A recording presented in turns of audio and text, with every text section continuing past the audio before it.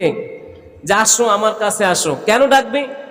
ইয়াউমা ইউকশাফু আন সাকিউ ওয়া ইউদআউনা ইলা সুজুদি ফালা ইস্তাতিউন খাশিয়াতান আবসারুহুম তারহাকুহুম যিল্লাহ ওয়া ক্বাদ কানু ইউদআউনা ইলা সুজুদি ওয়া হুম সালিমুন।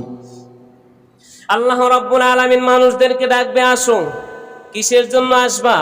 সারাদিন পৃথিবীর মধ্যে তুমি মানুষকে দেখাই দেখাই সেজদা করছো, রুকু করছো, তাশাহুদ পড়ছো, নামাজের ভান ধরছো, নামাজের স্থানে গেছো, মসজিদে গেছো, ঘরেতে বসে পড়ছো, দোকানে বসে পড়ছো, যে কোনো জায়গায় বসে তুমি রবের দরবারে সেজদা দিছো। কার জন্য সেজদা দিছো? আমি আল্লাহর জন্য দিছো না মানুষকে দেখাবার জন্য দিছো? আসো আমার দরবারে, আসো, একটা সেজদা দিয়ে দেখাও। ইয়াউমা ইউকশাফু আন সাকিন ওয়া ইউদআউনা ইলা সুজুদি ফালা ইস্তাতিউন। আসো একটা সেজদা দিয়ে আমাকে দেখাও। তখন যারা রবের দরবারে রবকে পাওয়ার জন্য সেজদা দিয়েছেন, রবের দরবারে সেজদায় পড়ে যাবে।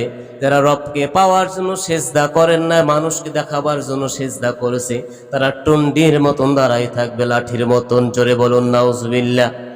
আল্লাহ রাব্বুল আলামিন বলবেন, তোমরা দাঁড়াই রইছো কেন? সেজদা দাও।